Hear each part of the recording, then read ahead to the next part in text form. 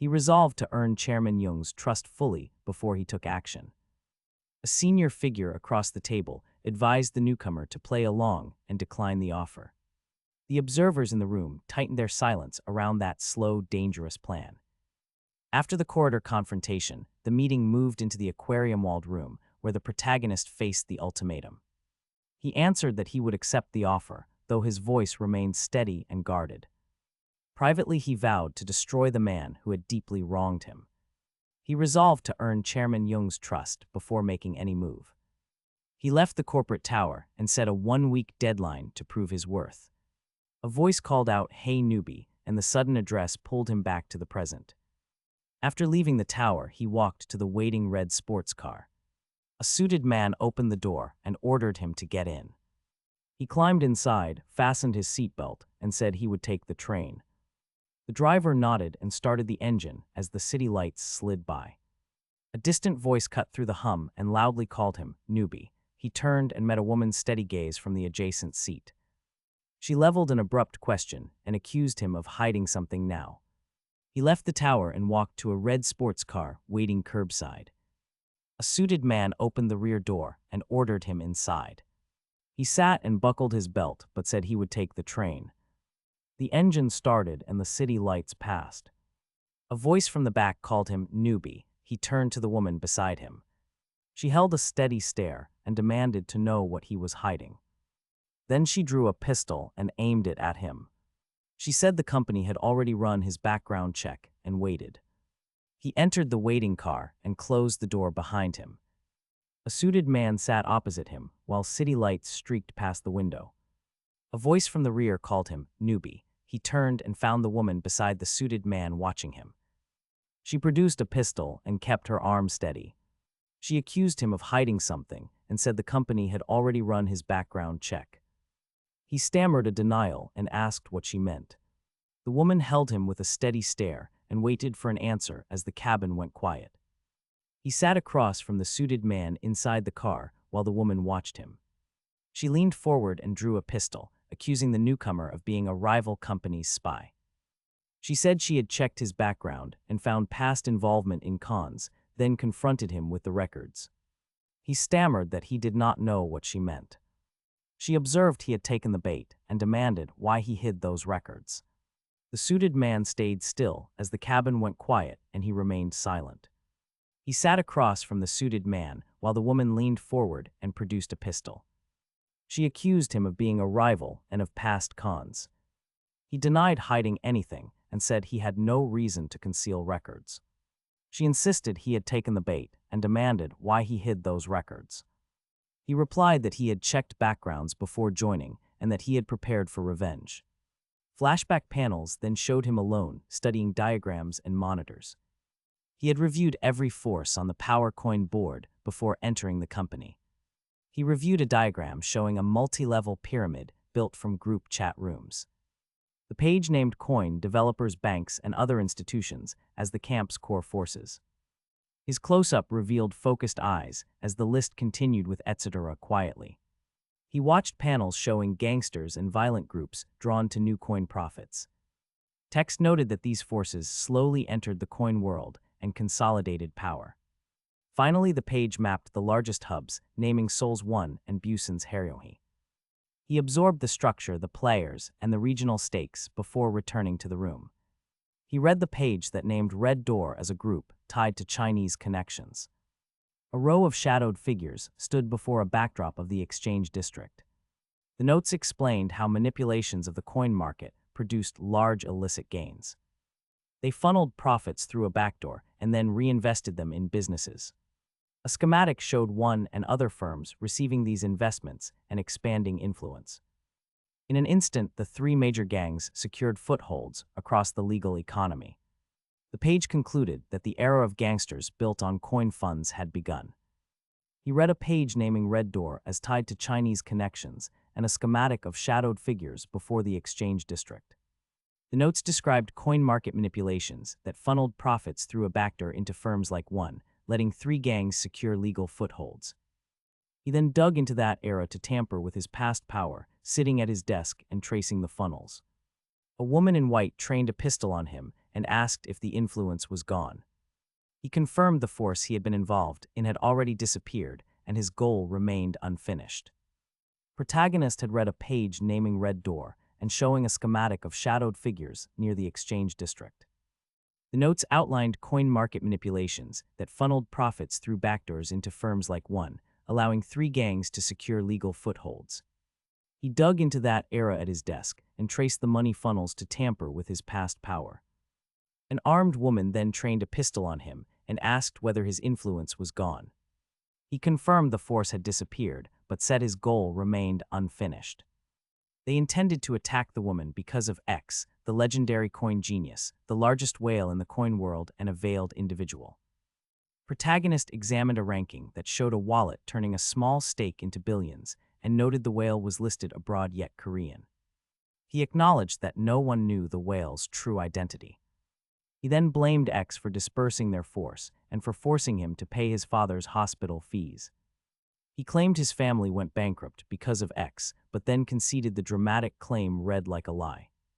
Finally, he reviewed team records and paused at a framed photograph, implying team leader Kim Myung had a boyfriend she intended to marry. Protagonist had traced a wallet's astonishing gains and noted the whale's foreign listing but Korean ties. He blamed X for scattering their team and ruining his family's finances. He reviewed team files and paused at a framed portrait suggesting Kim Myung planned to marry. Narration showed a man who had lost his savings to X and later died by suicide. A woman then trained a pistol on the protagonist and demanded answers. He thought if his research was correct, the consequences would be severe. Protagonist accepted the ride offer and sat beside the female student heading to the station. They spoke in quiet, measured tones about destinations and the rumor of a spy. She dismissed the spy story and told him not to worry about it. He played along and kept his expression neutral while he analyzed their positions. His thoughts returned to team leader Kim Myung, who remained a key employee within One. He decided to pull her to his side first before any other move could follow. The protagonist recalled his father's suicide 3 years earlier and Kim Myung's link to One. He realized team leader Kim Myung was also a target he had to use. He plotted to destroy her after he had extracted everything useful from her. They drove through neon streets while the female student casually asked about dinner. He answered no and kept his face unreadable while the car slid onward. The city unfolded beneath them, with traffic and towers passing in rigid blocks. A caption then announced the time jump a few days after the deal. Protagonist had remembered his father's suicide and Kim Myung's link to One. He decided to use team leader Kim Myung until she became useless. The city drive and the female student's casual dinner question passed without reaction. A corridor scene then showed him kneeling and being threatened with death. Without considering time, he pushed his plans forward to milk his targets dry. He sat before trading monitors, tracked charts, and prepared meeting documents silently. At last someone called Yu Bayam, and the storage door opened with a start. Kim Myung opened the door and caught him alone in the trading room. She warned him that his deal with President Jung had days left and that surrender risked death. He kept silent for a long beat, then admitted he was actively hunting targets. He monitored multiple charts and separate news feeds, cross-referencing flows and press reactions while calculating market moves. A recorded rant followed where a large man described mass fear and desire. The scene ended on glowing monitors and the protagonist's steady, patient gaze. Kim Myung had left him alone earlier, and the protagonist spoke his plans aloud. He pictured predators circling like fish and said he needed the perfect timing. He vowed victory and insisted his calculations never failed. A silent observer watched him for a long beat. The narration then cut to D-Day on the monitors. A stock chart skyrocketed and off-screen voices erupted in disbelief. The protagonist remained fixed on the screens. The trading room glowed with monitors as others reacted in shock and excitement. Kim Myung had left him earlier, and the protagonist had spoken his plans aloud. He had pictured predators circling like fish and insisted his timing never failed. D-Day had arrived on the monitors as a stock chart skyrocketed and off-screen voices erupted in disbelief.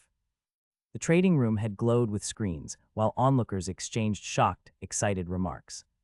A woman had stared in disbelief and thought he actually managed to succeed. The protagonist had watched silently, called the trader a monster, and resolved to be cautious as the room buzzed around him.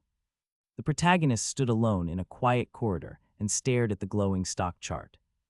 He thought his first operation had succeeded and that he moved one step closer to his goal. He asked himself if he felt happy, but found no clear answer and clenched his fist.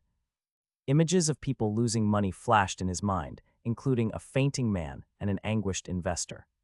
He realized tonight many ordinary people would suffer as the market swung and rumors spread. Back inside the room, onlookers reacted with shock while two suits discussed plans at a table. The protagonist watched silently and vowed to remain cautious amid the growing buzz.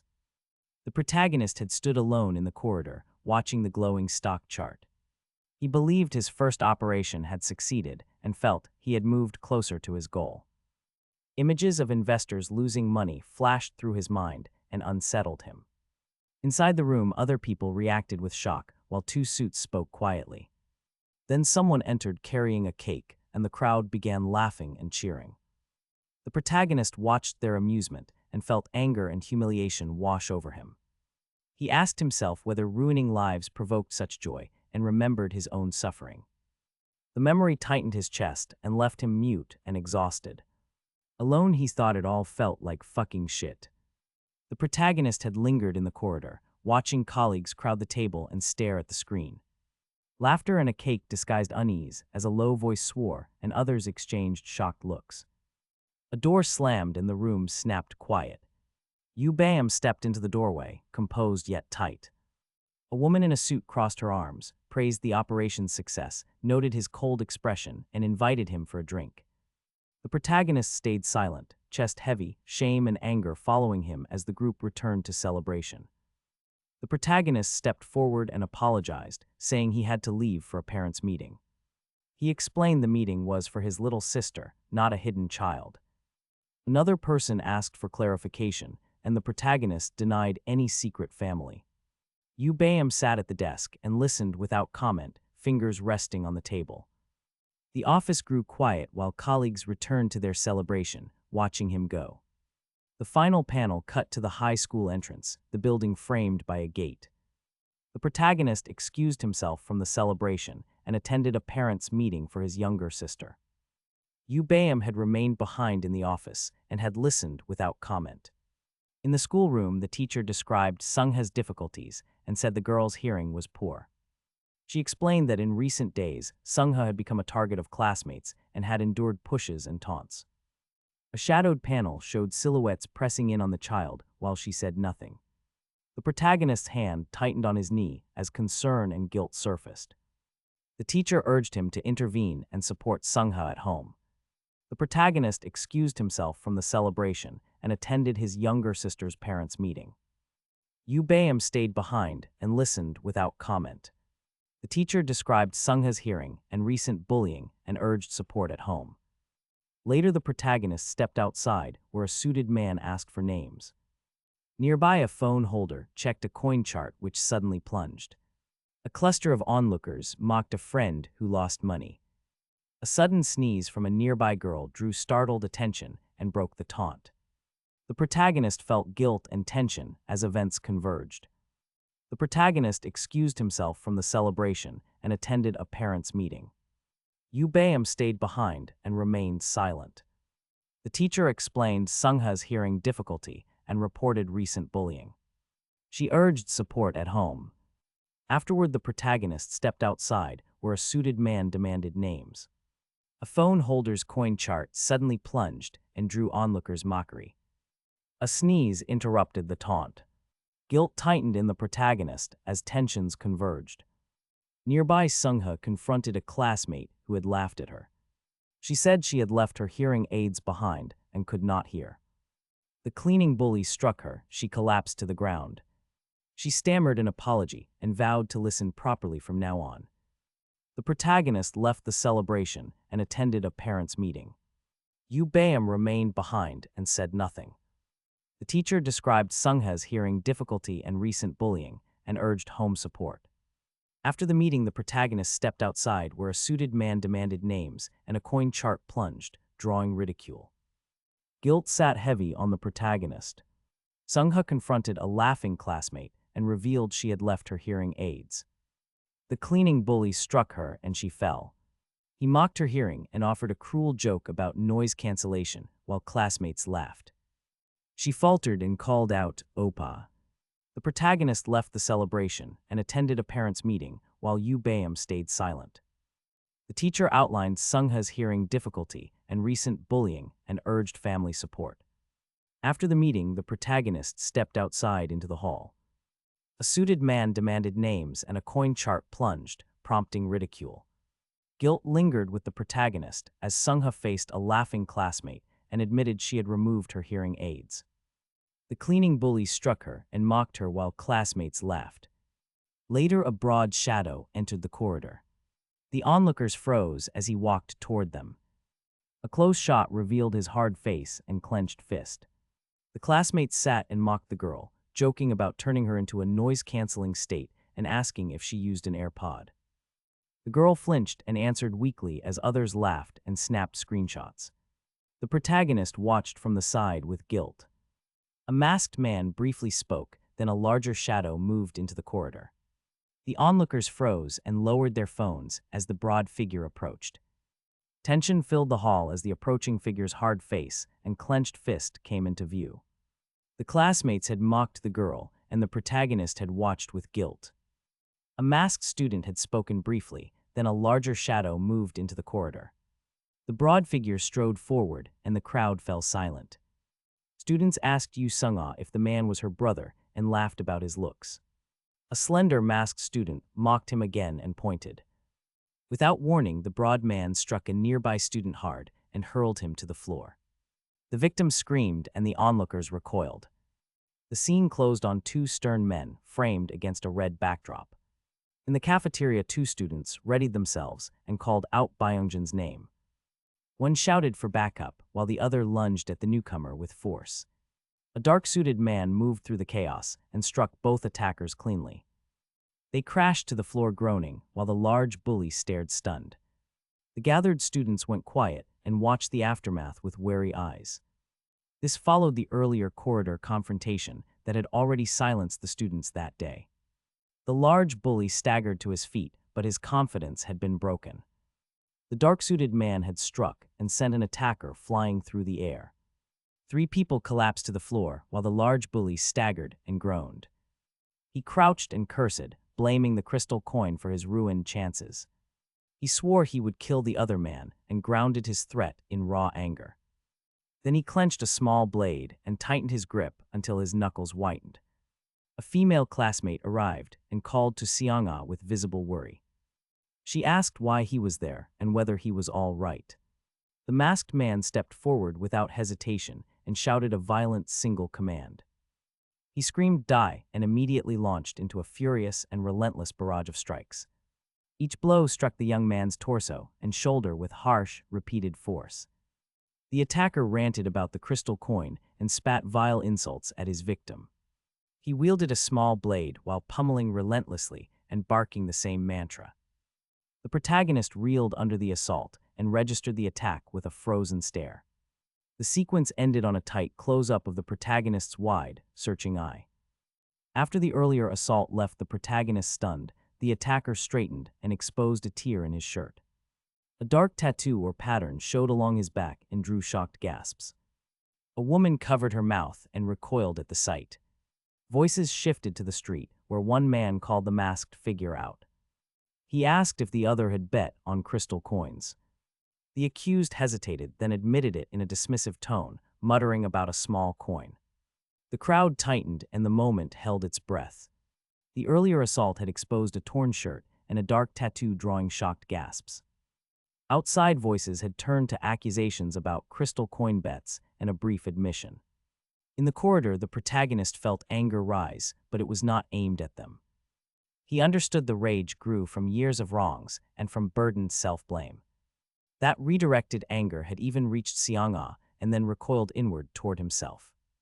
When the masked figure broke and begged, the protagonist watched the apology and vows. The earlier assault had revealed a torn shirt and a dark tattoo that shocked people.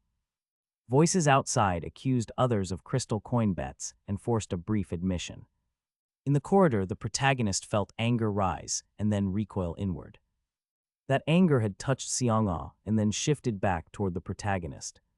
The masked figure finally broke and begged forgiveness while others listened.